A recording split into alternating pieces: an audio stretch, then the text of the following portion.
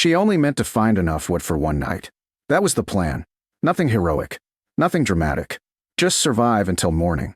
Clara Whitmore pulled her coat tighter and stepped deeper into the pine line, boots sinking through crusted snow with each stride. The wind behind her pushed hard across the valley, carrying sharp grains of ice that stung any skin left uncovered. By sunset, the storm would be on her. She knew it. Everyone knew it. That was why no one was outside. No one except Clara. Her cabin stood 2 miles back near the creek, smoke gone cold from a chimney that hadn't burned since dawn.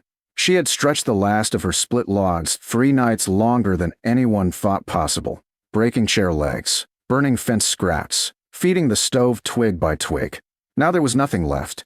No woodpile, no wagon, no horse, just the forest, and whatever she could drag home before dark. She bent to gather fallen branches beneath a cedar, snapping them across her knee and tying them with cord. Her fingers were already numb through her gloves. Not enough. She moved farther uphill. The trees thinned near the cliff base where rock rose steep and black through the snow. Wind struck harder there, funneling down the stone face in long, shrieking bursts. Clara crouched beside a dead spruce limb half buried in drifted snow and yanked it free. It came loose suddenly. She stumbled backward. One boot punched through the crust and vanished into empty space. Clara dropped the wood and threw herself sideways. Snow collapsed beneath her leg. For one breathless second, she thought the mountain had opened to swallow her. Then she felt stone.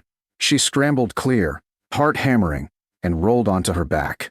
The wind screamed overhead. She lay there staring at the gray sky until her pulse slowed enough to move. Where her foot had broken through the drift, a narrow slit cut into the cliff base, hidden by snow and brush. No wider than a doorway at ground level. A crack, dark inside. Clara crawled to the opening and brushed snow away with both hands. Warm air touched her face. She froze. Not imagined warmth. Real warmth. Soft, dry, faintly scented with mineral earth instead of ice. She leaned closer. Another pulse of heat drifted outward. Impossible. The cliff should have been colder than the trees. Instead it breathed like a stove. Clara glanced at the sky. Snow thickened in the wind now, flakes riding sideways. She should leave. She should take what she had and get back before the storm closed the valley. Instead, she got on her knees and crawled inside. The passage narrowed immediately, forcing her onto elbows and hips. Stone pressed cold against her coat, but the air around her grew warmer with every foot. Behind her, daylight shrank to a pale slit. Ahead, darkness curved gently left. She kept going. The tunnel opened so suddenly she nearly pitched forward. Clara caught herself and stared.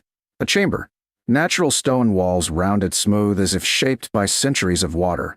Steam drifted faintly from cracks in the floor. The center of the room was dry. Not damp dry. Warm. Not summer warm. But warmer than any winter cabin without a fire. She removed one glove with shaking fingers and touched the stone floor. Heated from beneath. Her breath caught. At the back wall, another fissure ran upward, releasing a slow ribbon of steam. Hot spring, she realized. Some hidden underground source warming the rock. She laughed once, half disbelief, half relief. Then the storm outside roared louder through the tunnel entrance. Clara turned back toward the crawl space. Snow was already blowing inward. Darkness deepened. If she left now, she might still reach the cabin. Might. If the trail remained visible. If the creek crossing held. If the wind didn't worsen. She looked around the chamber again. Dry floor. Warm stone. Shelter. No one needed tonight. Clara crawled back to the entrance and peered out. White. The world beyond had vanished into blowing snow. Trees bent hard eastward. Tracks already gone. She could leave and gamble with the storm. Or stay and gamble with the unknown. Another gust forced snow into her face. Decision made itself. She dragged branches from outside into the tunnel until the wind became too fierce to stand in. Then she wedged them near the entrance as a rough barrier and crawled back into the chamber. The warmth embraced her immediately. Not comfort. Survival. She sat against the wall, breathing hard. For the first time in days, she felt her fingers return. Night came quickly. The chamber darkened to amber shadows where a thin seam in the ceiling let in the faintest light from snow beyond. Clara ate the last heel of bread from her pocket and listened. Wind outside. Water below. Occasional ticking sounds as stone expanded with heat. No predators. No human voices. No cold. She slept in bursts, waking each time fear reminded her she had chosen a cave over home. By morning, the storm still raged. She crawled to the entrance. Snow packed solid against the branches. She clawed a hole wide enough to see out. Nothing but white drifts and moving air. Even if she dug free, she could not find the trail. She sat back on her heels. One more day, then. That was all. Wait, one more day? She explored the chamber carefully. A narrow shelf of rock held old dry grasses blown in over years. Another crack dripped clean water into a shallow basin. Along one wall, the stone stayed almost hot enough to hurt. The place had zones. Heat near the vent. Cooler sleeping area farther away. Water. Dry material for bedding. She began to understand something dangerous. This place wasn't just shelter. It was livable. By the second night, the storm had not ended. By the third morning, snow blocked the entrance again. Clara rationed what little food she had and chewed pine bark from the branches she'd dragged in. She should have been panicking. Instead, she was planning. She stacked grass into a bed away from the hottest wall. She arranged stones into shelves. She tested which cracks gave warmest air. Outside meant risk. Inside meant time. On the fourth day, the wind finally weakened. Clara dug through the entrance until daylight poured in. The valley below was buried. Her cabin roof barely showed above the drifts near the creek. The trail was gone entirely. Distance looked twice as far. She stared a long time, then looked back at the warm chamber behind her. Returning now would mean hauling snow, rebuilding the chimney, finding wood under 6 feet of drift, and surviving alone in a frozen show. Staying meant warmth, water, shelter. She stepped back inside. That afternoon, she began widening the entrance. If winter wanted the valley, it could have it. Then, near dusk, she heard something outside. Voices, muffled through snow. Men calling across the slope. One voice sharper than the others. Jonas Hale. Clara. She went still. Again, louder this time. Clara, if you're alive, answer. Clara snatched up the lantern she had made from a jar of rendered fat and cloth wick, shielding the small flame with her hand. Here, she shouted. Her voice bounced strangely through the stone. For a moment, nothing came back. Then, again, she crawled to the entrance and dug at the packed snow with both arms until daylight split through in bright shards. Here, a shadow moved beyond the opening. Then another. Snow fell inward as hands tore the drift away from outside. Within seconds, Jonas Hale's face appeared through the gap, red from wind, beard crusted white, eyes wide with disbelief. Good Lord, he said. Clara blinked against the sudden light. You took your time. Jonas laughed once from pure relief. 2 other men widened the hole enough for her to crawl through. When Clara emerged, they stared at her as if seeing a ghost. She probably looked like one. Hair tangled, coat filthy, cheeks thinner than before.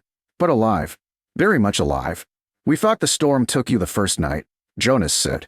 Your cabin's buried near to the chimney. Clara glanced toward the valley. Snow still lay deep across everything, hard and glittering under pale sun. What day is it? Jonas frowned. 36th since the storm started. She stared at him. 36 days. She had stopped counting after 2 weeks. One of the men looked past her into the crack in the cliff.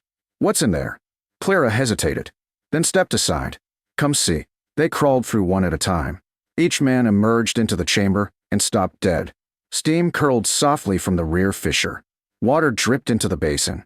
Warmth wrapped around them immediately, melting frost from coats and hats. Jonas removed a glove and pressed his hand to the stone floor. It's warm. I told you, Clara said. No, he murmured, looking around slowly. You said answer. You didn't say miracle. The other men laughed nervously, the sound small in the chamber. They explored every corner, touching walls, inspecting the vent, crouching beside the water basin like men who no longer trusted ordinary rules. How have you lived here? One asked. Clara pointed. Water there. Heat there. Grass bedding there. I trapped 2 rabbits at the entrance after the second week. Jonas looked at the shelves of stacked stones, the carefully swept floor, the widened passage. You built a home. I survived, Clara said. He met her eyes. Same thing, most winters. They returned to the valley that afternoon, but not to stay. Her cabin was nearly crushed under drifted snow. The chimney cracked. The roof sagged inward. Inside, frost coated every surface. Cold lived there now. The men helped dig out what supplies remained: tools, flour sealed in a tin, blankets, a kettle. Then Clara said the words none of them expected. "I'm not moving back." Jonas stared.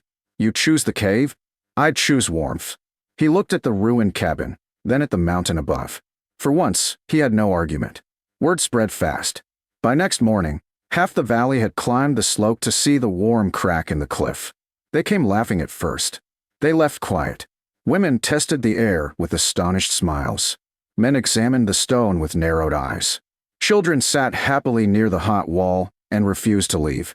An old widow named Martha held her hands over the warm floor and wept. "I haven't felt my fingers in months," she whispered. That changed everything. The valley began working not on cabins, but on the mountain. They widened the tunnel carefully, reinforced sections with timber, built a proper wooden door at the entrance, carved storage niches into cooler walls, added hooks, benches, shelves. Another chamber was found deeper inside, then a second vent, then a narrow seam where warmer water could be channeled. It became clear the cliff was honeycombed with heated cracks and natural pockets no one had ever bothered to notice. Because no one had ever needed to. Until now. By spring, snowmelt rushed down the slopes and revealed something else. Many valley cabins had warped beyond repair, would split from deep freeze. Foundations shifted under frost heave. Roof beams cracked. The storm had not just tested them, it had judged them. But the cliff shelter stood exactly as before. Unmoved. Untroubled. Warm. Some families rebuilt below. Others chose differently. They carved homes into the lower rock face near the main chamber, using stone and timber entrances with the mountain itself as insulation. Smoke from cooking fires rose gently from vents cut high in the slope. Children ran between doors built into earth and stone. The old valley began to thin. A new one grew in the cliffside. Jonas visited Clara often that summer, usually pretending he needed advice. How thick should a door be? How much slope for runoff? Would shelves fit better here or there? She answered when she felt like it. One evening, he stood beside her at the entrance, overlooking the valley below. "You know," he said, "I spent years thinking strength meant standing out there against winter." Clara folded her arms. "And now?" He looked back into the glowing chamber behind them. "Now I think strength means knowing where winter loses." She almost smiled.